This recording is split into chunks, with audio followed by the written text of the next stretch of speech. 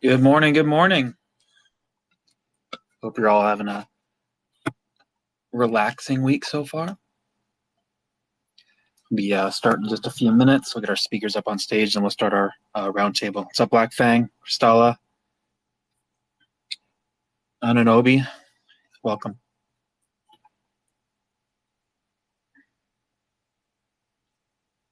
All right.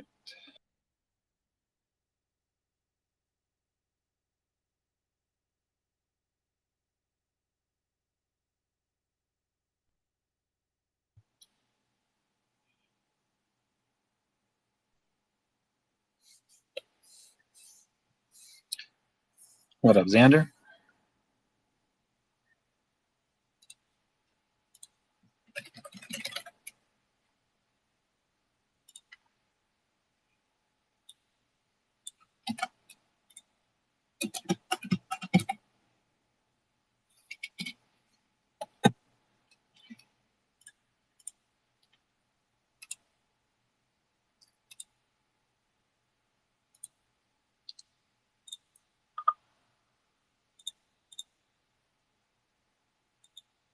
What's up, Broken? Good morning.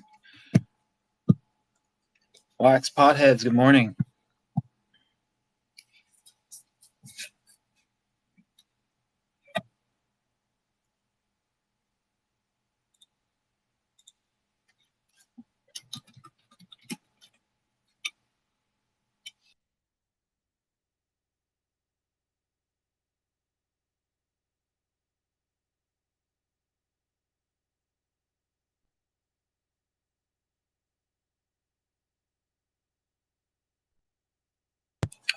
Good morning. Good morning. Hope you're all having a relaxing week so far. We'll be starting in just a few minutes. We'll get our speakers up on stage and we'll start our roundtable. What's up, Black Fang, Cristala?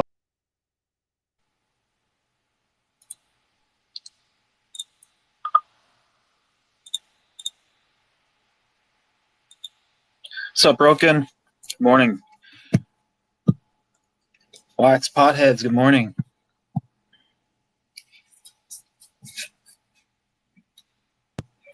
Hey, Defo. Broken, morning. Derek. Always good to see you, Derek.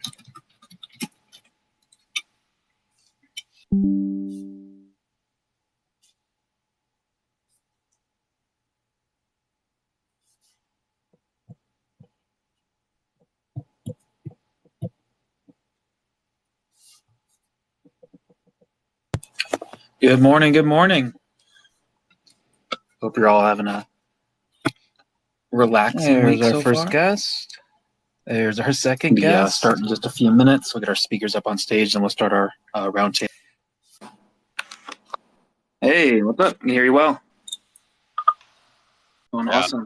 I forgot entirely about this space. I'm in a finals tournament right now. I'm gonna mute the game and try to answer. Well, we're looking forward to hearing your answers after. Hey.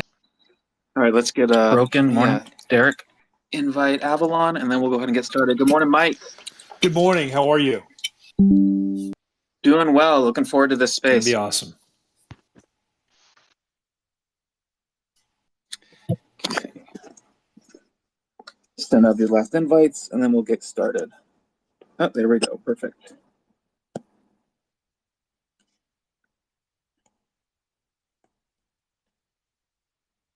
You guys don't hear my keyboard, right? Okay, no. You keep abusing it. Good morning, Marius. Morning, everybody. Thanks for coming. All right. All our guests are here. Got our audience members listening below. Let's kick it off. Happy holidays and good morning, good afternoon, and good evening, Wax Blockchain. So wherever you are, I hope you're having a great time of it as we begin to wind down 2023 and look forward to 2024. This week's Wax Wednesday, we'll be checking in on 3 games that have been building throughout this year. One thing each of these guests has in common is that their games are slated for release on the Epic Game Store. So I'm Tommy from Wax. If you haven't met me before, I'll be your host today. And joining me as guests are Mike Rubinelli of our own Tyranno Studios, Marius Kalamala of Danu Games, and Artur Minikov of New Gen Labs.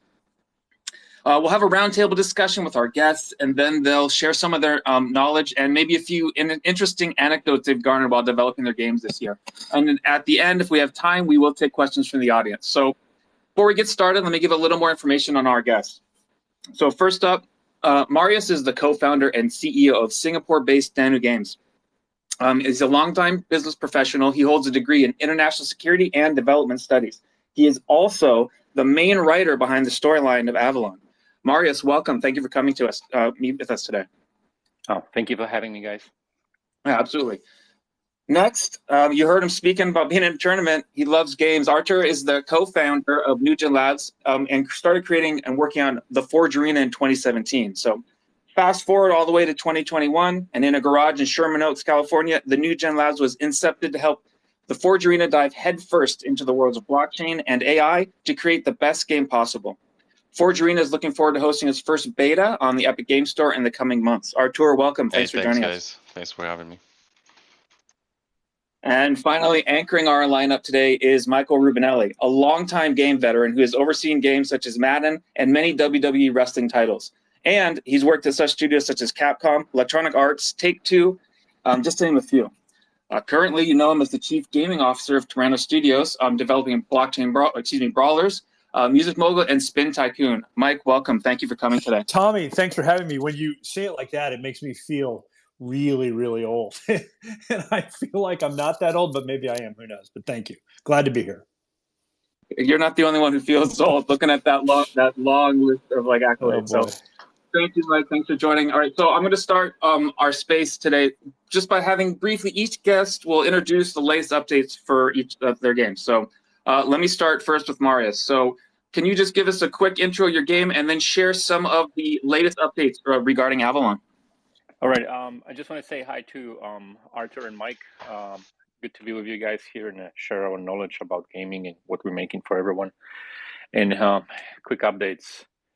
Well, we have in Avalon the game. It's I would say an old school MMORPG, something like maybe comparable to World of Warcraft in a way, with big group raids that are similar to Destiny if you guys played. So you have a team of 6 that goes to the raid, defeats the boss, and then receive the rewards. In the way we are very unique that we are hosting currently 5 chains inside of one game. Players are playing from different chains at the same time in one game. And at the end of the raid, each of the players will receive the reward in their native chain. That makes us a little bit unique. We are developed in Unreal 4, currently in the process of moving to Unreal 5. We have listed with Epic Games several months ago. I say it's been a very long alpha for us. It's been a year.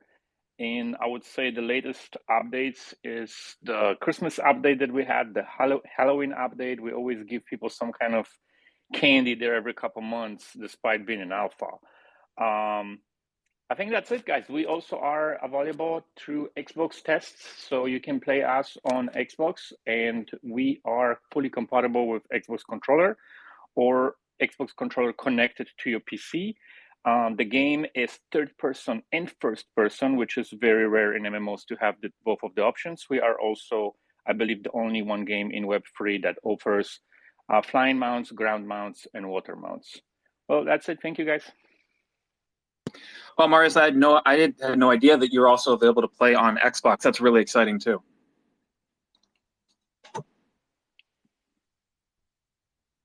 Sorry about that. Okay, so Archer, tell us a little bit about Forge Arena, the Forge Arena, and then what are the latest updates going on right now? Yeah, well, so as you guys know, we've been on Wax since the early days by integrating the VGO skins back in 2017, I believe. Since then, we kind of went a long way with the closed alpha. So for the past 2 years, we've been really more focused on integration of blockchain and trying to make it the easiest way possible to onboard the next millions of players. That's always the motto of everybody in Web3 space, and I think that's the main mission, right? So for the past 2 years, we've been really focused more about the onboarding process, and we didn't really had that many updates to the game. Just mainly, it's on the old Unreal Engine version, so we kind of tweaked damages, tweaked a bunch of features, got a lot of feedback from the community. And more recently, a few months ago, we signed a partnership with a AAA video game studio from Montreal, which is kind of funny because the CEO of Equinox Games, which is the AAA studio I just mentioned, Simon, he actually was the initial person working on the Forge Arena back in 2017 when I first kind of started this project, right? So it's funny how things work out in the end, but today, you know, they've been working on the release for Epic Games Store. So we've been kind of moving out of 4.19, moving into the latest technologies on Unreal 5. You know, trying to kind of elevate the game to the next level with the latest technologies. And currently, you know, servers are closed, been closed for a couple of months, but more recently we opened it for the .gg tournament that we just had. It was kind of a success. Well, it was a great success in a lot of ways. A lot of people farmed our in-game currency, at the same time played hundreds of matches and got a lot of rewards, end-game rewards. So our stage right now, it's looking forward to the next couple months, early months of 2024. That's where we plan to release on Epic Games Store. And the latest update overall is our new website for the studio called newgenlabs.io.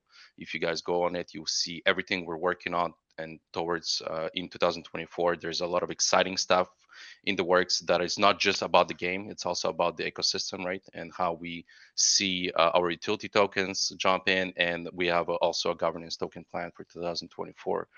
So I would say, you know, look at the website. That's very exciting, and that's, you know, the latest of what we're working on and what we're looking to achieve. Thanks, Artur. I think you were announcing the unveiling of the website in the Discord event. Yeah. Yes, I believe it was yesterday. It was pretty exciting. It was great. It was great outcome. All right, thank you. All right, Mike, can you please give us a brief description of Brawlers and what new updates are coming right now, and maybe we'll see in the immediate future.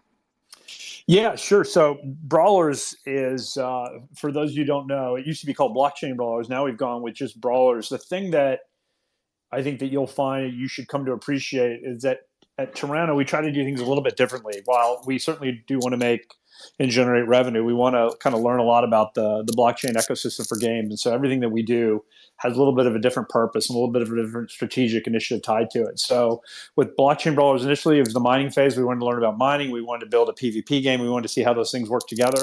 We've got a couple new games that we've announced. One is called Music Mogul that's coming out very soon. Another one's called Spin Tycoon. They both have different purposes as well. But the thing with Blockchain Brawlers that we came to realize is that we have a game that's incredibly fun to play, like objectively fun to play, like levels of engagement that free-to-play games would kill to have. And we said, well, then let's bring this to the free-to-play audience, the Web 2 audience, if you will. So we rebranded Blockchain Brawlers to be just Brawlers. And we are live in the Epic Games Store, so you can go and download it for free and try it out. We seed players' accounts that come in to play. We give them an account creation flow that grants them in-game items that are not NFTs that they can try it out. And then in conjunction with the Epic Games Store going live, we launched a promotion with the Amazon Prime Gaming. So Amazon Prime Gaming has 35 million monthly kind of account linkings between games and the Amazon Prime members. And so we are taking advantage of that. Our first drop went out in October. We're just getting ready for drop 3 coming up in December. That runs through the end of August.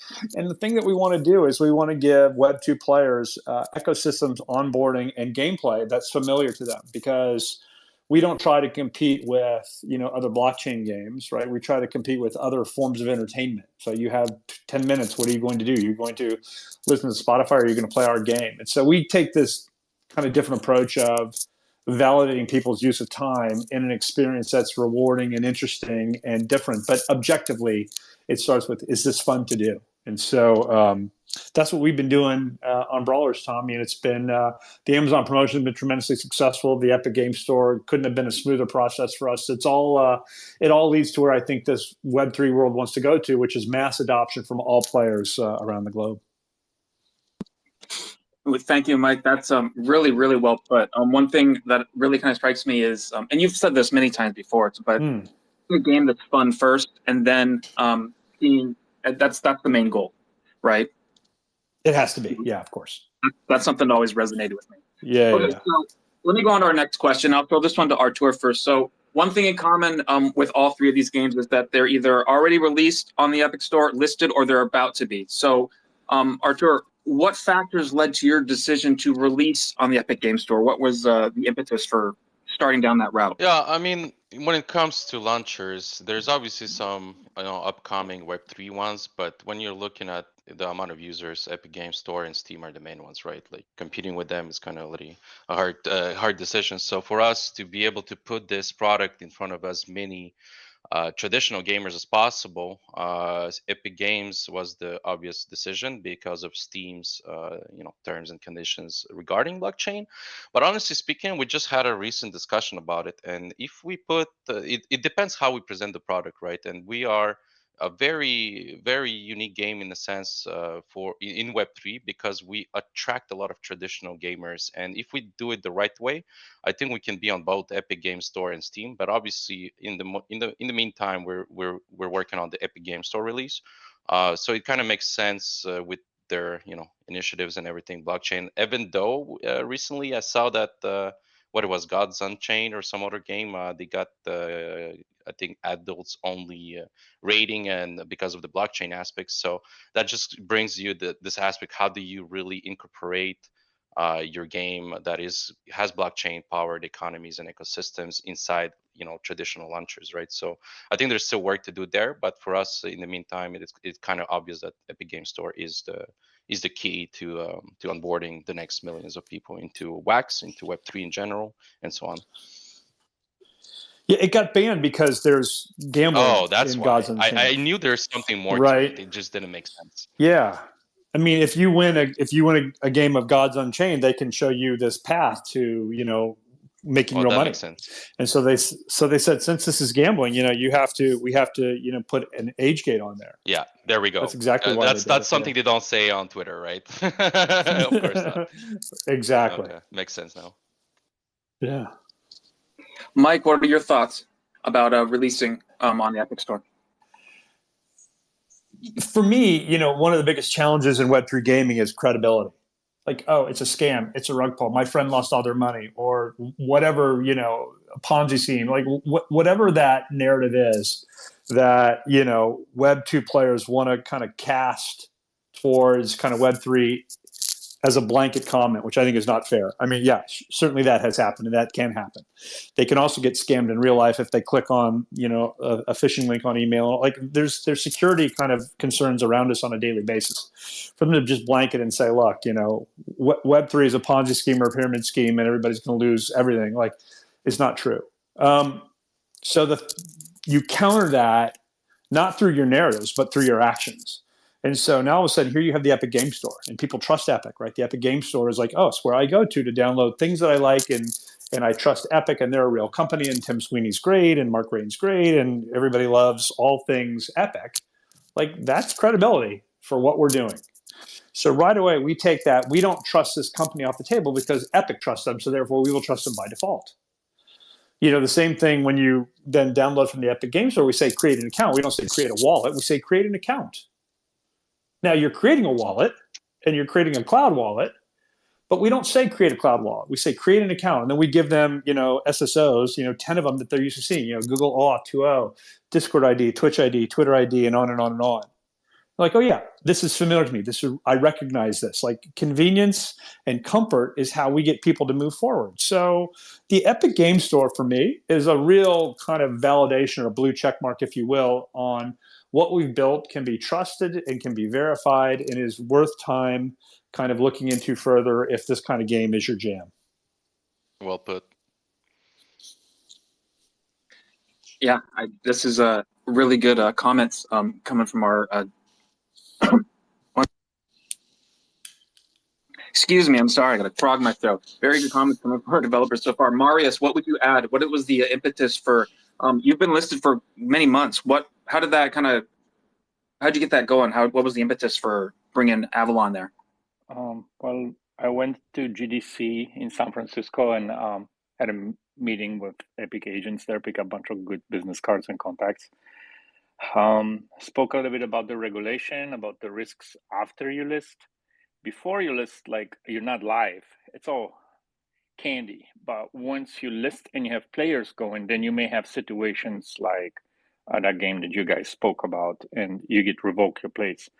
And just want to clarify about Xbox, we are not listed yet on Xbox Live. We did have multiple conversations. We launched the game for them, so they know it works and it's ready to go. But it will be our Web 2 version, not having nothing to do with blockchain. So one of the things about Epic, I mean, guys already touched on it. Mike did a great job here just explaining. They really go to your product and make sure you are who you are. There's quite a lot of verification process. It's not all that easy to get into Epic like people may think. Builds credibility, but it's also a financial decision where currently Epic, if you launch with them, offers completely fee-free sales. So we are not a free-to-play game, and I don't think we will be for a very long time. That's majority of the MMOs, they come as pay us to play, to support the project, obviously. And then later on, a lot of MMOs turns into free-to-play because they have a large turnaround inside of the game stores. We do not have currently a token. We're not listed anywhere. We are a typical play, receive the reward in the game, and listed on the marketplace because you put your time and you're putting the value on your time, and you list your item like an armor in a store. And that Epic understands that we are not planning to give people any type of tokens, because right now they may just look at blockchain, but I promise you they will look closer. So that was one.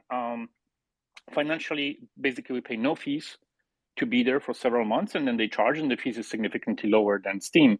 And I'm going to circle back to Steam. We have been talking to Steam for a very long time. We're coming to Steam. There's going to be a big announcement about that. And it's going to be a redirect, because you can list on the Steam having Web3, but you cannot list your Web3. There's a way to do that, and we'll talk about it, and we're going there. But we're not in any rush. Avalon still has at least 3 to 4 years to be ready. So the regulations can change, guys. So I'm not about pushing and being there, and then the regulations change next year and they take us down and we look stupid. So I'm just waiting on letting them figure the stuff out.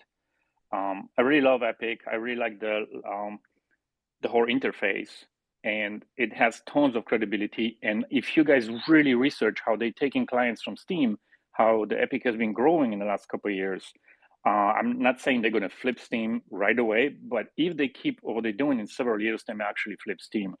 A lot of the developers goes there. An additional thing, and I'm kind of proud about that, when you type NFT in Epic Games, we are always number one, left bottom, sorry, left top corner, as they really like the product and they see possibility of a very large audience for the MMO. Thank you, guys. Thank you, Marius.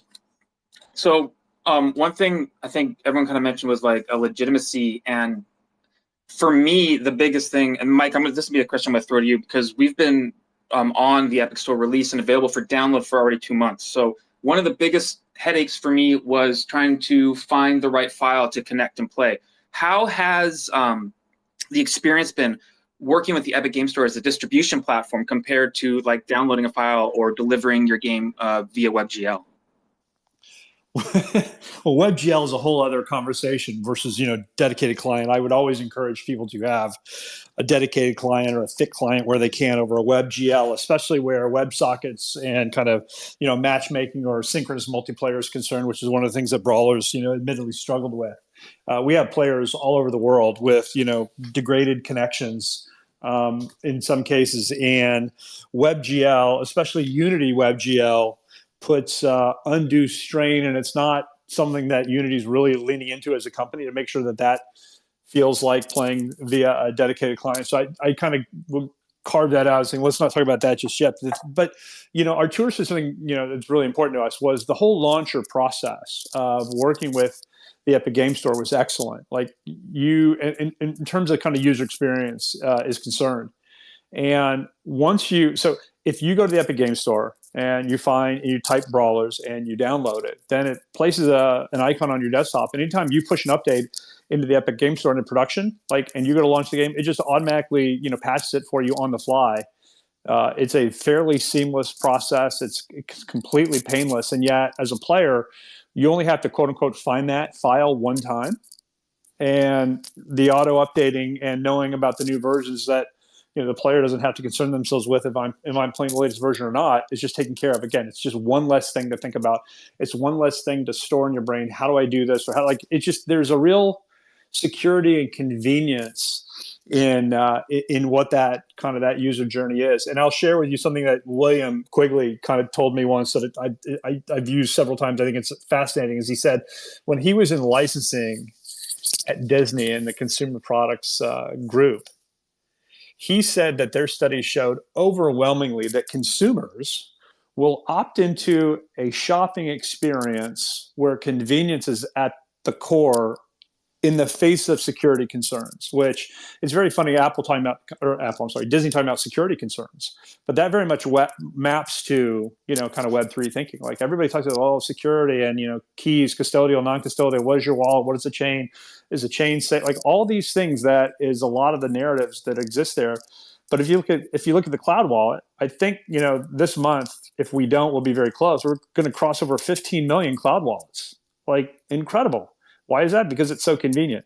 So if you have convenience and kind of frictionless usability at the core of what you do, you're going to get a lot more adoption. And Tommy, I will tell you that I think that for me, that's what I've noticed about the Epic Game Store is just the convenience and the kind of the really effortless utility of the EGS as a distribution platform.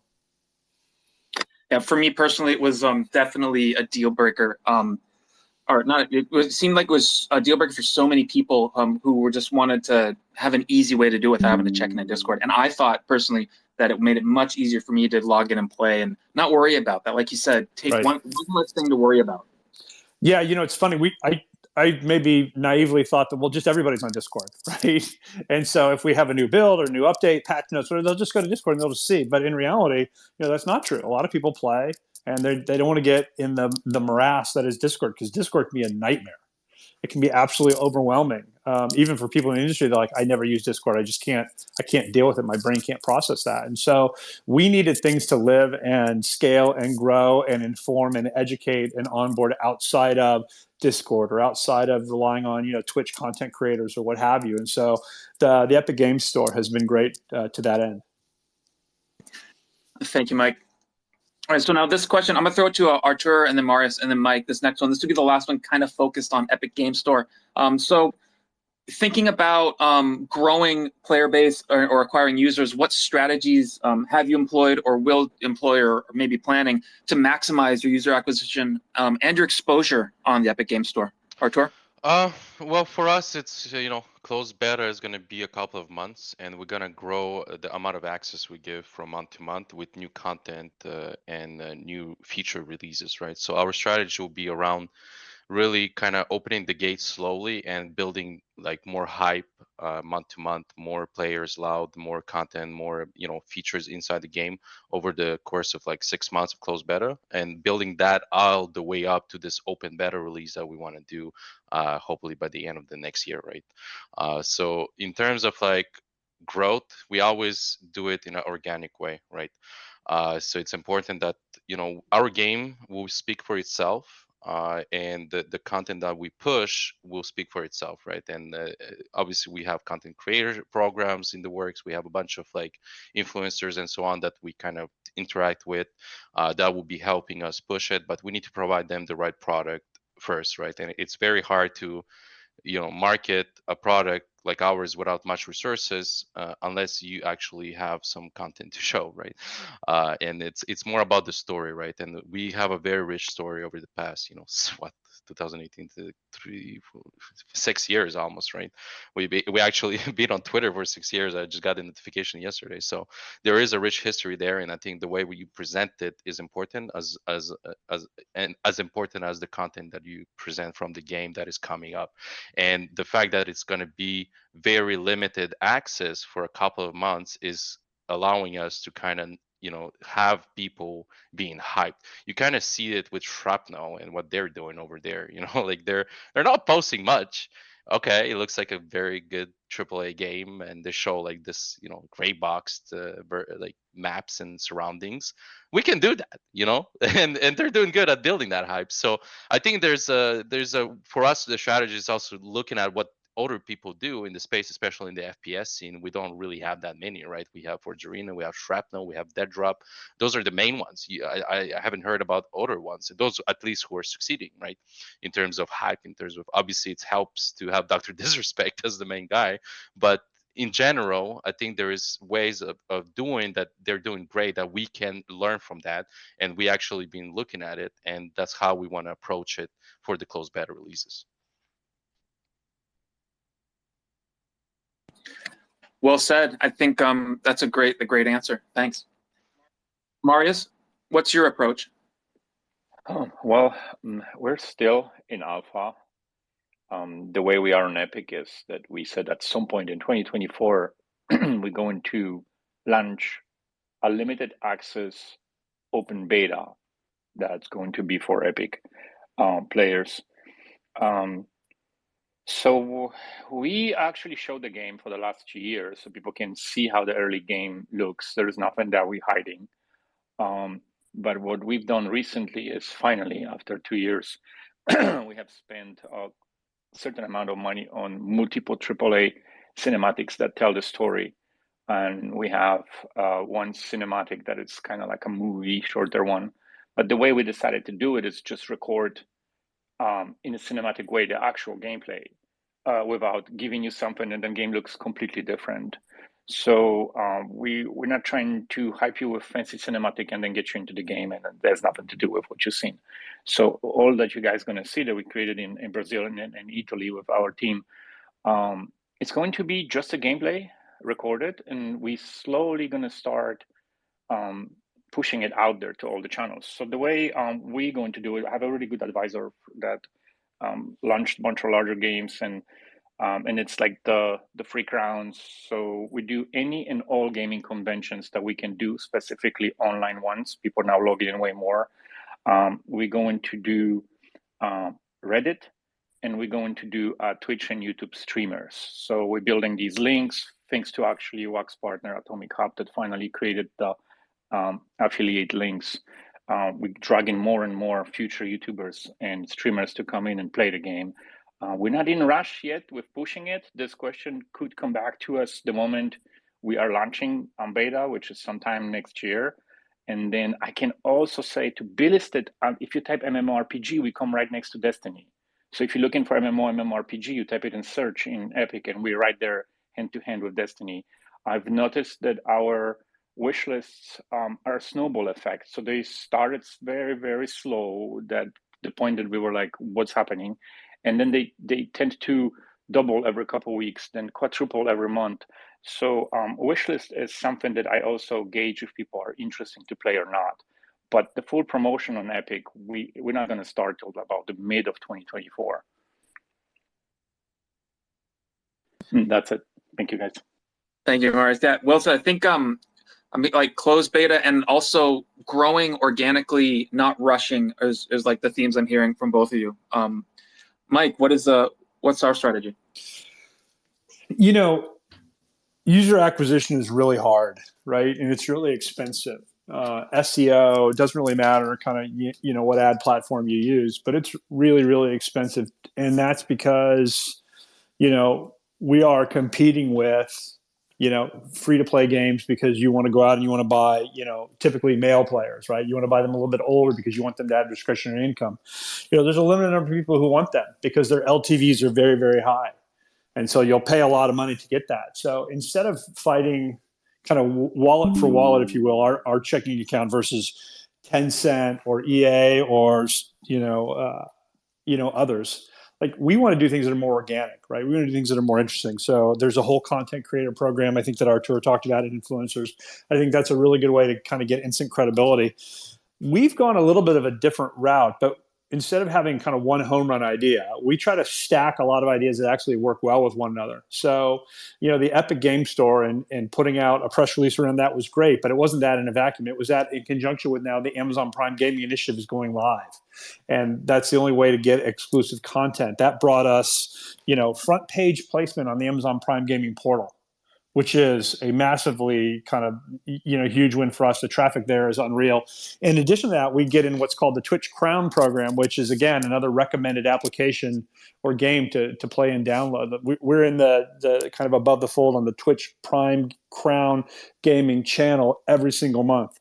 And it's not just that either. So we've also then run, and we are running 6-month-long promotions with a company called Therabody, which is gives away esports gamer recuperation hardware, like gaming goggles, recovery sleeves, like all these things that are the Theragun itself. These are all kind of $200 to $600 items that players can win. We've got a similar promotion going on with Razer. We're giving away hundreds and hundreds of dollars of mice and keyboards and speakers every single month. We're talking to a third partner to come on board to do more promotions there. So now all of a sudden you have all these things landing. And we know that the important note here for us, Tommy, is that players are playing fewer games for longer periods of time, right? So if you look at the Apple App Store as an example, you can pick any genre: RPG, action, casual, puzzle, story. It doesn't really matter. The average time in the top 10 since launch of those games is about 5.5 years. In the old days of console, you'd get a game at Christmas Day, you get Resident Evil 4, you'd finish it, you go on to the next thing, you get Uncharted, you finish it, you go on. Like, that doesn't happen anymore. People are playing fewer games and they're playing them for longer. So how do you break in? Like, you break in by giving them the proper incentives. And so we think this incentivization strategy of exclusive content, take part in, a rewards program, have assets that you own, like all these things ladder up to a critical mass that really are going to drive awareness and adoption. And all of a sudden you start to generate now these earned media stories. The number of people who picked up our Amazon press release in the traditional press, like VentureBeat wrote about it. You can find it in mainstream press. Like, we think these things are landing, and we're seeing, more players come in than ever before, to play our game, and at least to check out, the cloud wallet and Web3. And it's been a real kind of feel good story for us to do that. But to try to go kind of toe to toe in the kind of, user acquisition space is really hard. And so we're going to try other things first that are going to lead to kind of more organic and interesting ways to get players to try to put down, whatever they're playing and give our game a try. Well said. Well said. I know that the having everything land all at once too is a Herculean effort sometimes to get everyone. But I think it's so useful to get everyone pointing their eyes in the same direction with all of that work being put out. Yeah, it's not a Herculean effort sometimes. It's a Herculean effort all the time. Like, the team that we have, at Tirana, who does this, who coordinates it, I get a lot of credit. I don't deserve that necessarily. There's a whole organization around kind of what we do that helps make this happen, and they're incredible, obviously yourself included. So it really does take a village. And if you want to get successful and bring in players, make sure you have the right village. Well said. All right, so that's kind of wraps my Epic Games Store question, but I got a few more here. Now, the first one will be a little bit about decentralization. So I think we all know decentralization is a main theme for Web3. So how do you each involve your communities in game development and in decision-making processes? So let me go Marius, then Mike, then Artur. Yeah, I feel like I'm grilled at the university from where are you going? What you going to do with it? I'm sorry. No worries. I like it. So if people ask me always like, well, how large is Avalon's team with the budget you have and being in Web3 and all that stuff? And I answer, well, currently at 600. And people look at me, what are you talking about? And there goes the decentralization. So when we launched the game back in early January of this year, on the alpha, the first passes were not cheap, and they were the most popular. And all these players that came, and that was way over 500 of them in the different genres, all of them were filling the forums with us and filing the forums with us and working on every single bug and giving us hints from their times of playing World of Warcraft or other games over 20, 30 years. And majority of our players are in the ages between, I would say, 40 to 60. So well established already, and they know all the games. So for us was to, yes, we're building it, but we're building it with you. Like, you are not making the decisions, but you are definitely helping us make it better. And there's multiple players here listening that I know to play the game, and the ones that have been since the beginning till now for a year, they know that we implemented at least 50% of the key changes that players say that it would be more fun to play. So for us, the main decentralization was we are working with you guys from any chain you're going to come. That's why I decided to open to all the chains. Some of them support us. Some of them are just, okay, come with your game and support our IP. And some of these chains we're going to leave very soon. We're also thinking about our own chain, by the way. But the way we did it is we gave it to the players to play, come back to us, tell us what feels right, what feels wrong, and work through it. And then improvement, another version. Guys, we had 190 versions of Avalon released since January. We've been working 12-hour shifts here, the whole team, crazy. And every single of these versions make the gameplay better or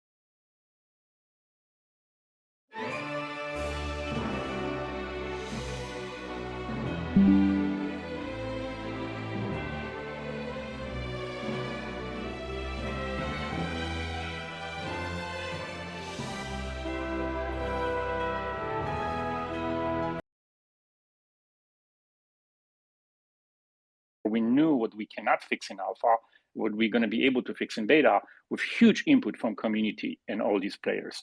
And players, guys, have quests done by them in our game. Players have cities named by them. Players have bears named by them, right? There's a lot of stuff that we allow players to do as a thank you note.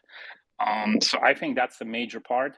And then, like I say, I decided to go all over the chains to see who's really the best, who's the most supportive, and how that works. I think giving a part of the development to the community and giving them respect of saying, we know you guys played all of it. We know you have thousands of hours in MMOs. Please tell us, what do you think should be a way? What could be possibly a doom of Avalon, or what could be possibly a huge push forward? And I can say by our Microsoft reports that within the 6 months, the average time spent in the game per player, like the top ones, they were just playing about 1:30. But after all the improvements, we have many players that, they have free time in life, I guess, that they play about 6 hours a day. And I think that is a lot. And meanwhile, these numbers have been sent to Nintendo, and they look at it and they say, well, you have a huge opportunity here for the stores because the players really like the loop in the game. And so together, we gave the power to the player to help us create the proper loop in the game to keep the new players engaged, and it's been working. I hope that was a good explanation, because that's the only thing I understand about decentralization of development. No, Marius, that was a great explanation. I especially think having the ability for your community to leave their mark, like by naming places or towns, I think that's very powerful. Mike, what would you say about how we give voice to our community as we're helping develop different games at Toronto? Yeah, it's funny. There's a real kind of, meta narrative or structure going around with kind of GTA 6 and what it's going to be, and everybody moving towards more of an open world of allowing players, too much agency, right? Like go everywhere, do anything, whatever, and there's no real structure to it. And so I think you have to be a little bit careful about that when you talk about kind of decentralization and what does it mean. And I would actually, talk about this in a different way, right? I think initially when a lot of Web3 came out, it's like, hey, buy a crafting pass or buy an NFT and, do with it whatever you want. And there was no ability for players, or there's no ability for the developer to continue to monetize in a meaningful way. So I think there was this overreaction to, players own everything and can sell everything all the time, and that's it. And which was great for initial sales to the developer, but then at some point after a year or two, when there was no additional kind of in-game monetization, then it swung too far the other way, and assets crumbled, and prices were what they were, and games ended up going out of business because there wasn't a sustainability aspect to it. So I think what the industry is looking for now from an economy standpoint is, what is that balance? Like, I absolutely believe if you buy things, you should own them, and that's kind of decentralization at its core. But maybe not everything you buy is on the blockchain, right? Some things you buy are game assets, allows you to play, allows you to have fun, allows you to do whatever, whether it's a cosmetic or whether it's a digital flex of some sort. There has to be a balance between what the developer sells and is a game asset versus what the player buys that is a blockchain enabled asset. And for me, that's the kind of the challenge that developers and players have in front of them. And by the way, it behooves everybody for both groups to get it right, because there needs to be sustainability on both sides. And I think, like I said, it was way out of balance before, where developers sold a lot of things. Like if you look at Peter Molyneux with his game, what's it called, Land something. He sold $153 million worth of land to players to come in and own and play the game. Like, players, good luck getting that money back. Like, wow. if you know Peter's development history, right? If you know him, like he got his. Good luck, right? Like, tons of risk. Now, that was a different time, and the industry was absolutely bull running at its peak and all that fun stuff. But that is the reality of kind of decentralization. Is you sold it and you hope the developer gives you something that allows you to have fun, or at least get that much value in exchange. And I don't know that that's always the case. We use our community a lot, though, in terms of we give them kind of a superset of ideas of what we're thinking about, and we allow them to have influence over the roadmap to a certain degree, but we don't give them complete control over the roadmap, and we don't give them complete influence. And like Marius, I went out and we did a kind of a council of elders, if you will, on Brawlers in particular. We went out and found 15 people that we either wildly agreed with or wildly disagreed with to create this players council to get ideas and bounce it off of. I like players that don't agree with us all the time, because we don't like to live inside of an echo chamber. So that was an interesting idea. And again, of course, we look at metrics and we look at things kind of in totality, but it's not just like one approach in terms of what is our roadmap, what are our features, what are our plans. It's kind of a mixed bag. But the question of decentralization, Tommy, I think is a great one. And to me, I would tend to focus on, well, what are both sides doing to make sure there's an equilibrium where the developers don't make too much and the players lose too much, or the players make it all and the developers don't get any? Because players like, we should own everything. It's like, right, but if the developer goes out of business, the game gets shut down. Well, what good is that? Congrats, you own everything that's worth nothing. Like, there has to be a compromise there, and I don't know that anybody has struck that chord yet, but hopefully that's what everybody's trying to do, because that's what we're trying to do. Yeah, I think that's really well put. It's something that's being built together in tandem, and not just by one side or the other. And the balance, I think you mentioned, is very, very important. Artur? Yeah, I mean, Mike has a lot of great points on that end, and I agree. I think, there's nothing 100% decentralized yet in Web3, and it's false to say that there is, right? So it's going to be an ongoing process, like you mentioned, and nobody really struck that chord yet, right? So when it comes to what we're building in terms and towards that point, I think it's going to go by stages, right? So yes, we take our community feedback very importantly, and I think that's the biggest difference between traditional games and Web3 games in general. But everyone does that, right? And you never, like Mike said, give them 100% decision power of anything, even though there's not even a governance set for it yet. But it goes in stages. So for us, it's important that you deliver a core product first, right? And then you build the tools, which are part of the ecosystem for creators of maps, of skins, of whatever it is, any components of what makes Forgerino, or your game, right? And then slowly you have this ecosystem that is building content, and more, not video content necessarily, but more to that, right? Core mechanics or core assets for the game itself to keep building itself up, right? So there's this open kind of sourcing, code by code feature that I see in the future that needs to be done. And then you have this whole governance token, but the governance of it, right? How do you make it so that there is a proper sustainable way to balance everything inside the ecosystem that you're building that contributes to the growth of your game, right? For us, Forgerina is not going to be Forgerina 1, 2, 3, 4, 5, 6, or like, multiple games. It's going to be one game that, because of our technologies that are being used, we can always upgrade, and it's going to upgrade itself up, right? But then you need to give the power to the players, right? This has always been our mission, and it is always going to be the community first, right? Built by the community for community, built by gamers for gamers. This kind of concept's always going to be the case. But for that to really happen and to really get to this 100% decentralized concept, there's a bunch of stuff that needs to happen, and you need to give more tools and at least a core product for the players and make it successful over time, right? So it's going to take a while before anyone really gets it 100% right, and the right game, I think, and also the right community for it. So it's still a mountain that is yet to get climbed, in my opinion. But I think Wax is most likely going to be the first chain to do that, in my opinion. I don't know why. Thank you. Yeah. Thank you. Well put, everyone. Well put. All right. So for our next question, this one's kind of focused for Marius. Earlier, I think you mentioned, so when you support cross-chain compatibility with your game, launching multiple chains at once, you play and you get rewarded with like in your preferred wallet. Like, how does creating something with cross-chain at its source differ from one that adds cross-chain later? Like, what are the benefits and disadvantages of them? Well, it's a hell of a complicated task on the back end. The chains are generally almost all the same with the APIs. They're not that all difficult.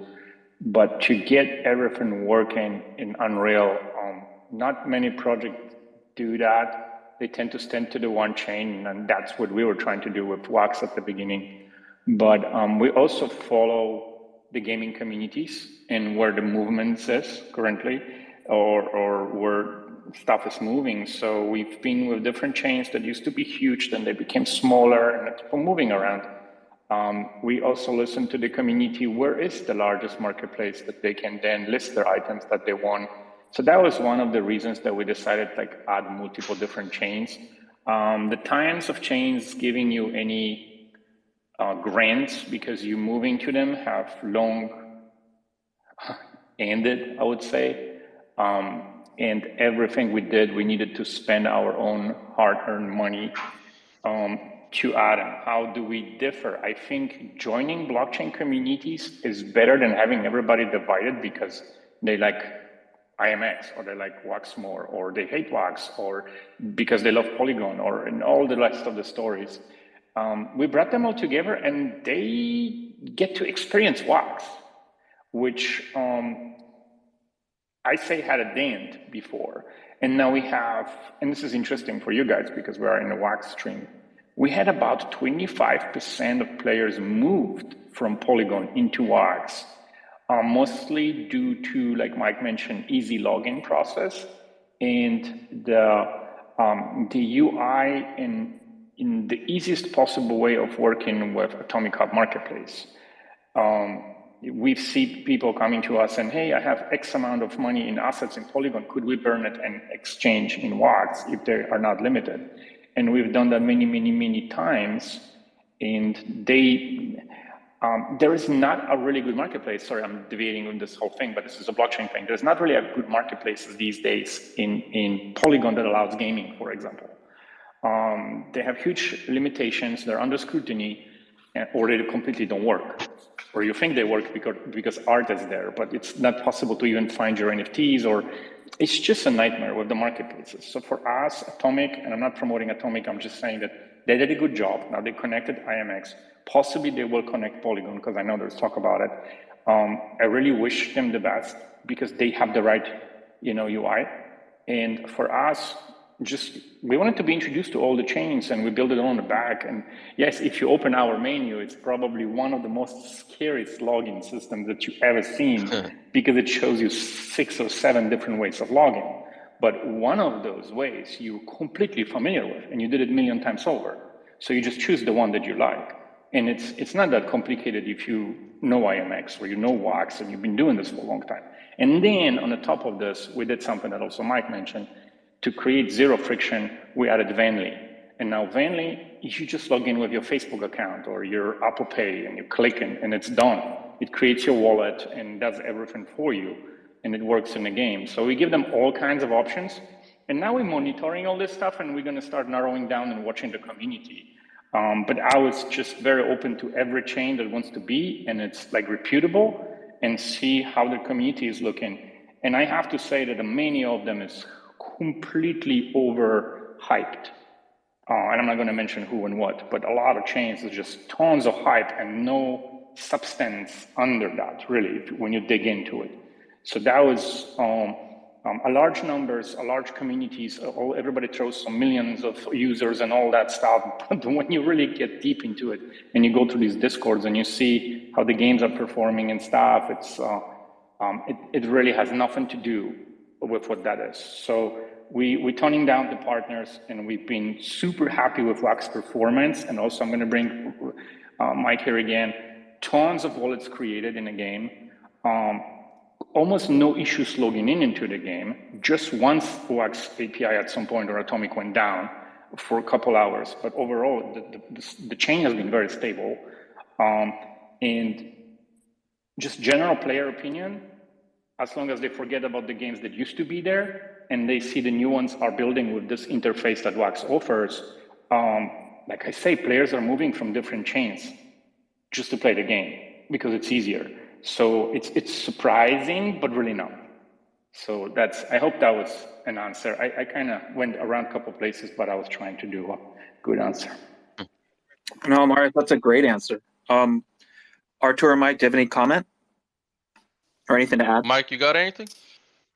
Yeah, I do. Go Look, I think that people quickly come to find out that we also believe, ironically enough, we're Wax, but we believe in a cross-chain world, right? Like, we very much know that tribalism around chains is a way to kill kind of an industry that doesn't have a standard.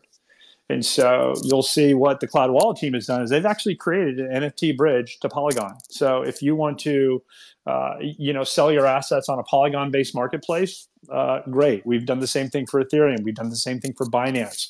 The thing that limits a lot of people, though, is wallet creation. And so when we say, distribute it on other chains, I think that gets misinterpreted a lot.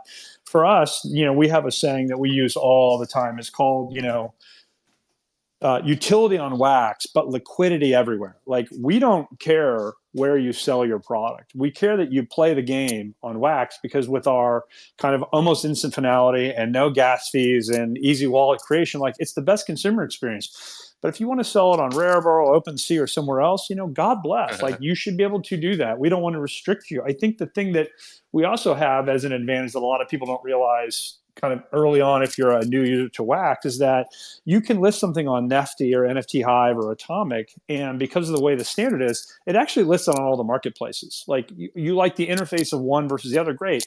List it there. It'll get listed on all these different, like, there's 14 different, Wax marketplaces, I believe, and it's all a shared set of assets. So you have max exposure on Wax as a player, where liquidity will matter to you, because it's fine to own things, but it's even better to know that you can sell things. And that's not the case on chains outside of Wax. They don't share the standard. It's very much kind of limited in that regard. But we have chains that allow for interoperability between, marketplaces.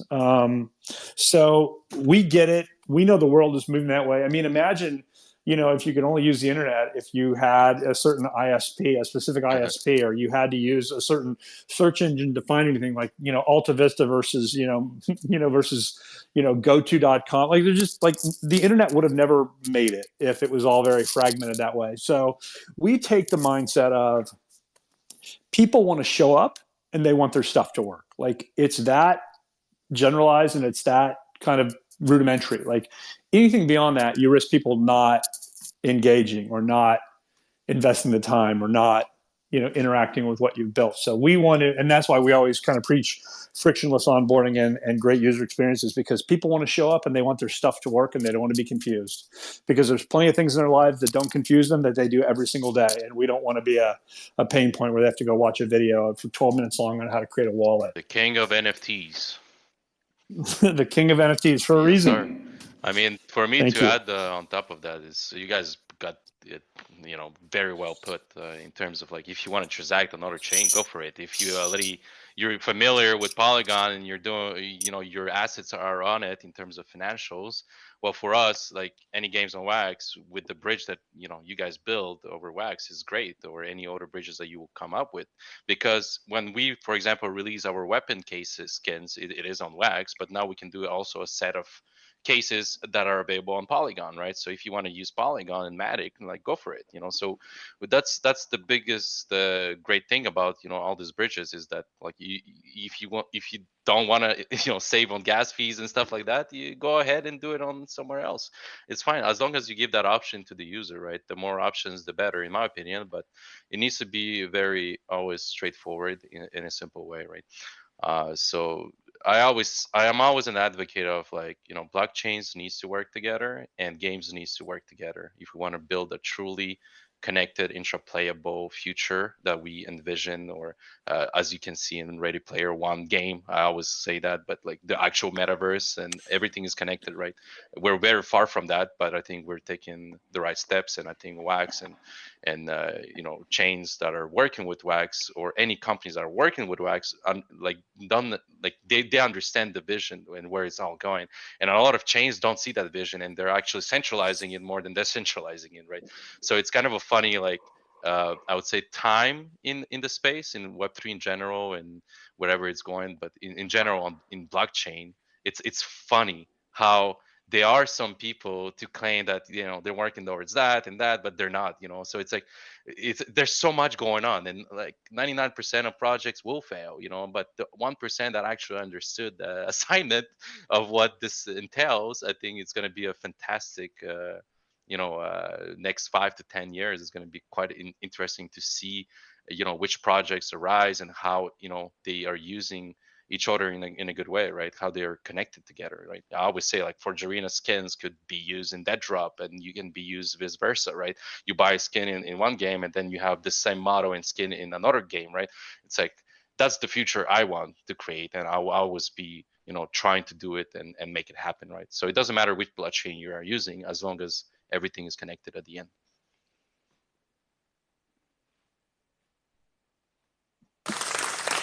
Thank you. Oh, talking about marketplaces, 14 marketplaces. Well, there's going to be a 15th one called opmarket.ai. It's something Forgerina team has been working on for the past months. And we are basically recreating OP Skins V2, but on steroids. It's going to be multi-chain as well as Steam games, traditional games. So that's something also coming up. Make sure you guys are in the loop. It's going to be an exciting year for sure in terms of products. Yeah, next year is definitely ramping up, exciting. And I think what you all said was great. No one wants to have to take 10 minutes of their life just to figure out how to log into something. It's making it easy, removing roadblocks. I think that's definitely is going to lend itself to everything growing and coalescing together into a metaverse when we get there. All right, so we're about our hour. Are we good on time, guys? Can we keep going a little bit? If you wish. Sounds like a yes. All right. So this will be be the last question that'll come from me. So this one's kind of a two-parter, and we'll go to Marius, Artur, and then Mike. What has been the most rewarding part of development so far, and what has been the biggest challenge in development so far? Marius? All right. So another one. Feel like being grilled here. But I really like the process of creation and building worlds for people, and building MMO allows me to build a world that I refuse to call metaverse. And just building the world and seeing the happiness and reactions of people and throwing the team ideas on them I think, hugely rewarding. And then very soon telling the story of Knights Templar, the way it's supposed to be told, and doing that with moderate budget, not like our favorite game, Assassin's Creed, that just pushed $1.07 billion into the latest one on budget, and we can see how that worked out. So we just love the process of building a world and letting a player into it and having a time of their lives, I think. Some of them do, for sure. Some of them don't. But as long as they know this is Web3 project, not Web2 yet, their expectations are a little bit lower, and then they like it. So for me personally, it's the creation process. And the most challenging part for us has been, believe me, not the actual coding or blockchain or solving the bugs. It's been to having the right coders and keep them together and keep the team motivated and want it to work, because the world is not full of great coders, just in case you people don't know. So I'm letting you know right now. The world is a lot. There's a lot of really not professional coders in really good studios that charge you tons of money. So for us was, if you get the team together, you keep them, and if you have bad apples, you remove them, but you really reward the really good people that work with you, and you try to take care of them as much as you can. And that for us personally was the coding group. And I'm not talking the creative designers, because this is not difficult. I can reach out anywhere in the world and I'm going to find brilliant people. I mean, I have people from Final Fantasy, World of Warcraft. I just got a lot of team that, I don't know if you guys know, but Amazon Games was firing a lot of people. So we get a bunch of people that build a new world for Amazon, and now they're building our world, and it's just more and more amazing. Maybe that's the perks of being where I am, because I'm right next to the studios. But the general issue for us over the last year was, and this is not about just how much people get paid, but keeping them motivated to stay in a team. And people never talk about it. People talk about all kinds of, we had code issues, we had chain issues. And another thing that I'm going to bring, and that's the last thing, thank you for giving me the time, it's the chains, and I will always bring it, is the chains that are full of it. The chains that will ask you to come to them and promise you the world, and they will use your IP that is significantly higher in standards than any other game IP they have to promote the chain and put you there, but they will give you not a single support line aside of retweeting, and most of the tweets are fake anyway. So we really are tighter and tighter, without pointing out anybody, on like who we're going to work with and who logos we're taking into Steam and Epic, because we actually taking your logo with us. So I don't think a lot of chains gets that. And then they're saying, well, like you say, guys, that the majority of the games fails. I agree, but there's also games that have already, 37 million audience. Like that's 37 million a day plays MMOs. And if you go on Steam charts or anywhere else, you will see how many players will try any MMO that will be released. Any, doesn't matter what that is, in the top 100, right? So we know we're going for a very large audience. We have a great partner in Amazon, and we're working with them to support our servers, because that's also somebody that doesn't talk about it. Like Mike has a lot of users now.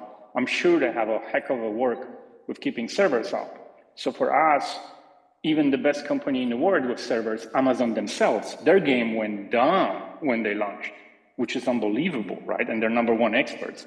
So we just trying to make sure the challenges that in the gaming development is keeping the team healthy, happy, and together, right?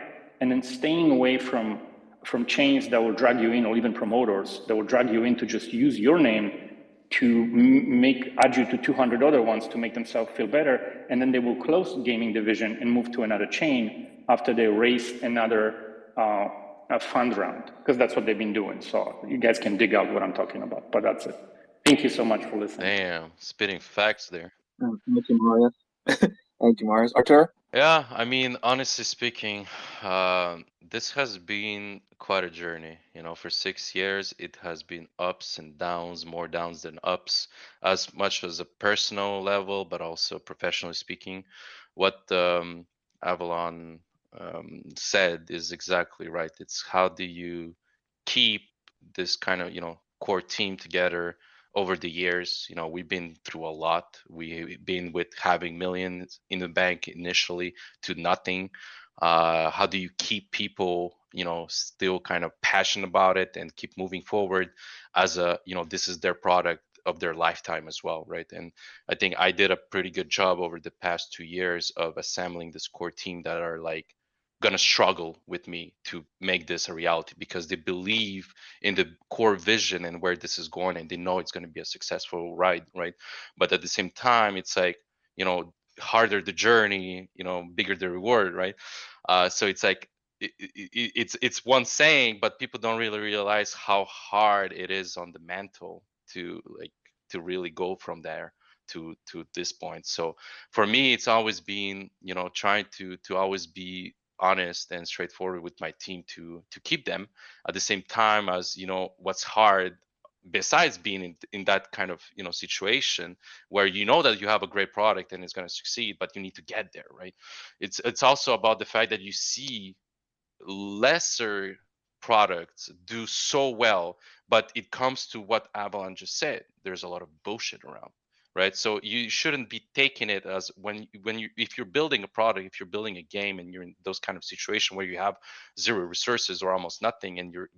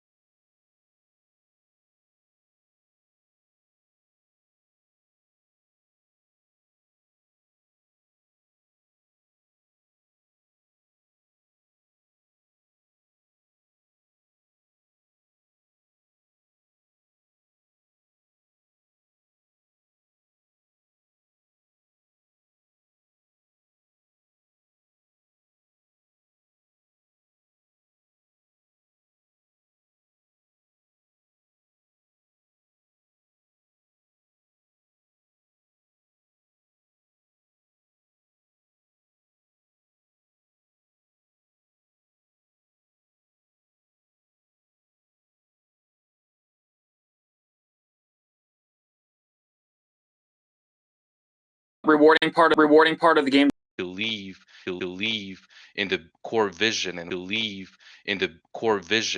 is on the mantle. It's being in that. There's a lot of book that way. Look at it like, okay, they're doing this, and like, how can you learn from them as well to make sure that what you're doing, you can optimize it on your side of things. So it's also this kind of mental battle that is always ongoing, of like, you see other people succeed and then you're like, why the fuck we're not succeeding? Like, we have such a great product, but then you like, just focus on you, focus on your team, focus on the product. Don't think about like what's around you. Like, it's good to keep an eye on it, but I would say that's the biggest challenge of development. But also it's like, for us, we're like, oh, let's create a free-to-play first-person shooter. That's like the fucking craziest idea of all the time to do. It's like the hardest thing to do, in my opinion, basically, within the past years of doing it. There's so much involved in it, and it's like, it's such a hard market. It's such a hard competition. It's like, you have CS2, you have Valorant, you have Call of Duty. It's like, shit, how does the Forge Arena fits in all of this? It's like, all right, well, with Web3 blockchain, it's like, yeah, it gives this open kind of like opportunity, and I think we're gonna be the leaders in that space. But yeah, mental work more than anything, guys. That's the hardest thing about being, developing a game, but also a game that doesn't have much resources to speak with, So yeah, yeah, that's my take on it. Well, sometimes you just got to put your head down and build, and not worry about what everybody's thinking. Exactly. Absolutely. Mike? Yes. What is the most rewarding part of the game development so far with Toronto? What has been the biggest challenge to overcome? Well, I think that, we take very much a perspective of, we want to live a meaningful life. And if you want a meaningful life, you have to probably do meaningful work, because it's where you spend so much of your waking time. And to us, that meaningful kind of objective is tied to finding a cause that is greater than our own personal cause. And to me, that's, giving back to the players. And so the rewarding part is really building, a world or a set of worlds where, people have, full dominion over their assets, right? They own and control kind of what drops for them, or what they craft, or what they trade for, or what they buy. And there's no concerns with eBay, kind of, banning you, blacklisting you, Epic, kicking you out forever if you try to sell your account for an RMT kind of situation. So allowing players to do that and leading the charge and trying to figure out what that North Star is really, it's really validating for us. Like, we think that is super important. And look, even if we don't have the solution, we're adding to the failures and the learnings that will allow for that to become a thing. So that's really, really important. We don't think we're failing necessarily, but again, you're building scar tissue. And so to us, that's kind of the most rewarding part is, look, this player has this, and they did with it whatever they wanted without any fear of any kind of repercussion. And, it's funny. I got into a conversation in the Brawlers community once where a player said, nobody will ever play your game unless they can make a profit. And they were like, absolutely pound the table, around that. Like, they were just convinced. I'm like, well, 3.3 billion gamers every day last year spent $190 billion on things that they didn't own. Like, they didn't own any of it. And so you can tell me profitability is the goal. I will tell you a return on any kind of spend is the goal, meaning 10 cents on the dollar, 50 cents on the dollar, whatever it is. Right now, players are trapped. And what happens when you play a game like World of Warcraft, or something that has a real, you can even look at Marvel Snap, Royal Match, whatever. You play a game for many, many years, you monetize most likely. And when you monetize, you're more likely to stay. And you're not staying because you're fun, it's fun, and it's innovative, it's engaging. You're staying out of guilt. I can't quit now, I spent too much. And that's a terrible place to be. So allowing players a way out, which means they'll be more likely to spend, they'll be more likely to download and install, they'll be more likely to monetize more often because they know they're not trapped. And leading kind of the charge on those initiatives and making sure that we're trying to build a paradigm that has that at its core, front and center, is really, really kind of powerful and really fires us up on a daily basis. The real downside, I would say, the thing that probably is detracting the most is how there's all these false narratives that are being spread by, the hardcore gaming companies that, NFTs are a scam and that it's not to be trusted and everybody's going to go to hell in a handbasket. Like, that's a real, kind of strong tide to swim against. And they have zero interest today in educating their consumers on how it can be to their benefit. Obviously, Ubisoft and others have tried, haven't really succeeded. They continue to talk about it. They continue to kind of nibble at the edges. But no real prominent gaming publishers come out and said, we believe wholeheartedly in Web3. But look, the dam is going to break. Google is loosening up their standards. Apple has become more accepting of games that are blockchain enabled, allowing them to transact and what have you. So it's getting there. It's going to be slow, but that to me is the biggest frustration, is just kind of all the misnomers and false narratives that are swirling around Web3.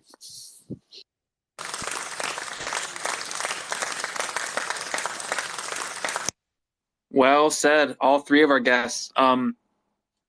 This has been really an interesting conversation to have all three of you here. We are past our time, so I want to be respectful. So we'll start to close down. I've got a couple dates I'd like to share with all of our audience before we shut it down for today. So Wax Holiday Advent Calendar is still going strong and will be pushing all the way through the end of the month. Today's drop is from the NFT Draft basketball game. So don't stop paying attention at Christmas. The Advent Calendar runs all the way to New Year's Eve. This week marked the beginning of the Xmas Game Fest from the Atomic Wombat and Introverse platforms. So you can battle it out representing your favorite games at play.introverse.io until December 22nd. So both Brawlers and Avalon are represented there. So if you're a fan, go give it a look and check it out. December 20th will be the final day of our last Wax DeFi Epic. You can check out our blog post, Wax Tokenomics Upgrade Explained, published on our Wax Medium account for more details about that. And then next week, we'll have my boss, Jassy, here for us on Wax Wednesday. We'll be chatting about wellness as we slide into the final weekend before Christmas and New Year holidays. So tune in for a relaxing space away from all the hustle and bustle that comes and the stresses that comes with visiting family or traveling during the holidays. Okay, that's our show today. So let me first give you a big thank you to our guests, Marius, Artur, and Mike. Thank you for joining me this week, sharing details behind all of your games. I'm excited to see everything going up in the Epic Games Store. And I'll ask now, as we're closing out, each guest just share the best ways to stay updated on each of their games and maybe a final thought. So Artur, we'll start with you.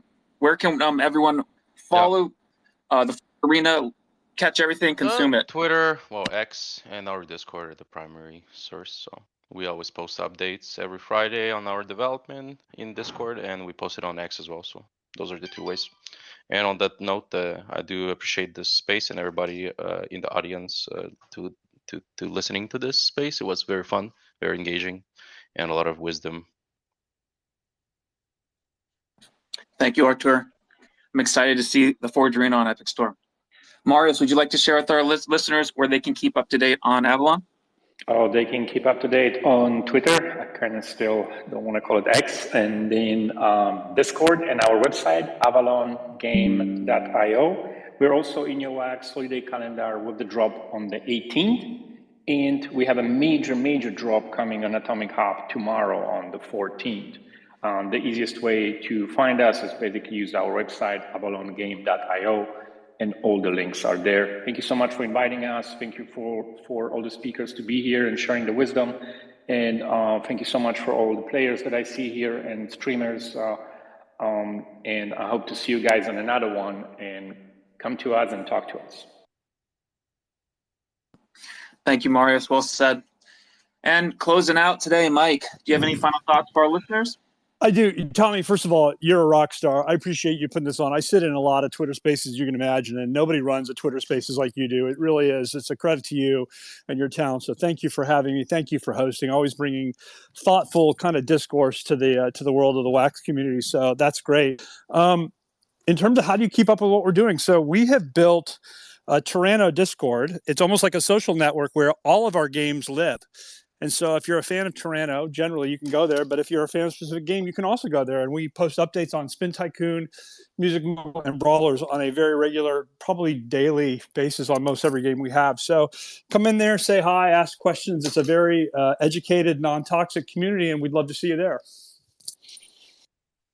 Absolutely. Make it toxic. And of course, Get out of here, Artur. And remember, you can always stay updated on the latest details from Toronto Studio by joining the Discord, like Mike said, subscribing to our Medium blog, and following us on our Twitter accounts. So that's it from me today. I hope you all have a fantastic week, whether you're listening live in our space right now or tuning in later. Happy Can I Wax say Wednesday. good news?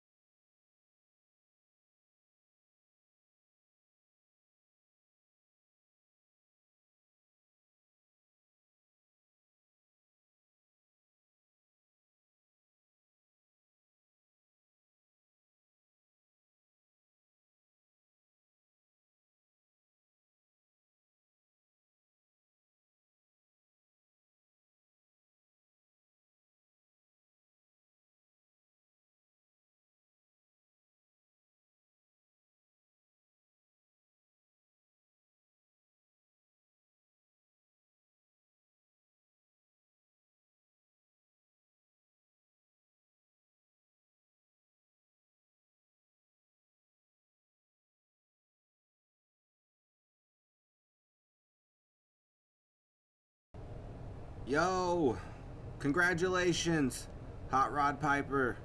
You won all the grub fish. Amazing job. Hope you all enjoyed the Wax Wednesday replay. It was a good one, as always. We like to replay them. I'm just looking at the time, and if I stay on another minute and a half, it'll be an hour and a half. So let's go ahead and that was going to be the last grub fish. But what the heck, let's run another one. Let's make this stream go past an hour and a half. So what are we going to play for? Let me just scroll and find something here.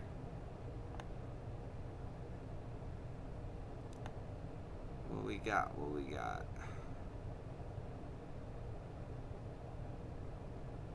What's that? Number 2. Actually, let's do one of these right here. Let's do, oh wait, no, it's one of these right here. We'll do 110. Alright, let me get back up here. Alright, so let's go again. One more time. Last call for grub fish. Thanks for tuning in, everyone. Again, that was the Wax Wednesday Twitter space that was held earlier today. You can also listen to the recap on their official Twitter page, which is just @wax.io.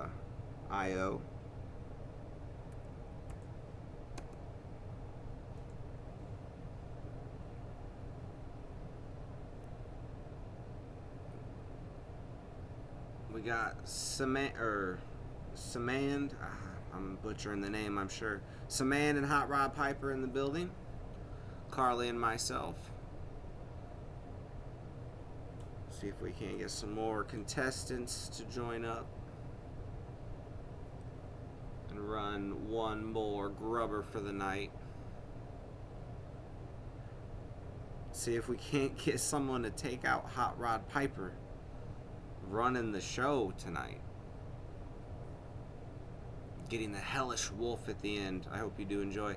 It's also stakeable in our, I believe it's Goparel Farm 5. I believe through WaxDAO. We can always go to WaxDAO and then the /collection / the name of the collection also to see all their farms. Little trick there to see all.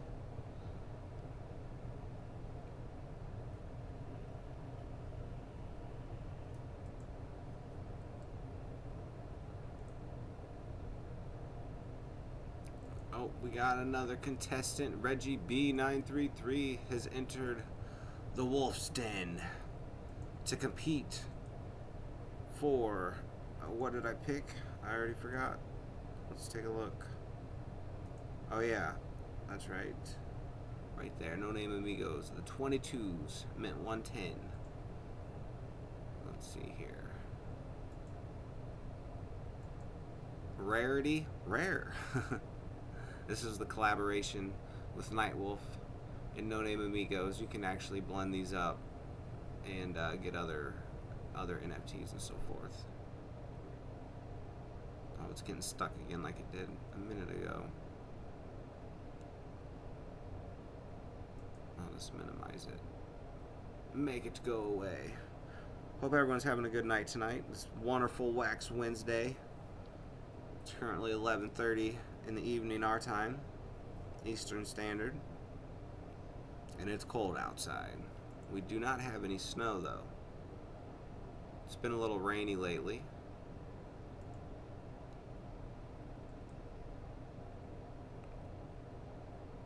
We got Reggie B 933, Hot Rod Piper, Saman 13, Wax Wolves, which is myself, and Goparel_com, which is Carly. And I believe you all know the rules. You've all played before, but just in case you haven't, for those that are maybe tuned in at another time, watching this replay, how we like to do this is Carly will explode instantly when the game starts. So stay away from her, and she is under the Goparel account. And I just let the Wax Wolves account run free, run wild through the grub area, and I don't touch any controls. And if I win, you don't. That's simple. So that's our little grubfish system for the Wax Wolves / Goparel / whatever we're into at the time of the stream. It looks like this may be it for the last grubber. We are over the hour-and-a-half mark, so mission complete there. Go ahead and give it just another minute, see if anybody else wants to slide on in. You guys and gals, and I'm not sure whoever, you need to take out Hot Rod Piper. You gotta take him out or he'll be going home with 4 wins in just like an hour and a half. That's amazing. Running the board. Alright, I think we're gonna run it. Last call, here we go. Good luck to all. After that, I'll send the NFT and then be cutting the stream. So have a good one, everyone, and good luck.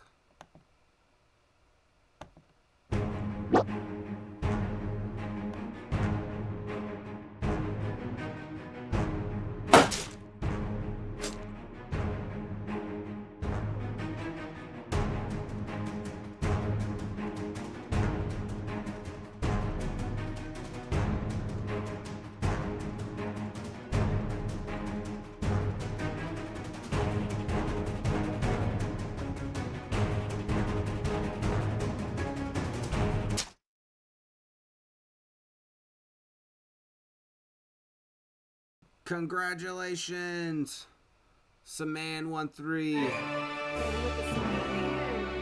Take out Hot Rod Piper. That's all I know. Hot Rod Piper isn't going home with the 4 wins. But he got the 3 and he got the Hellish Wolf. So definitely congrats to that. And congrats to you, my friend. We are going to be sending you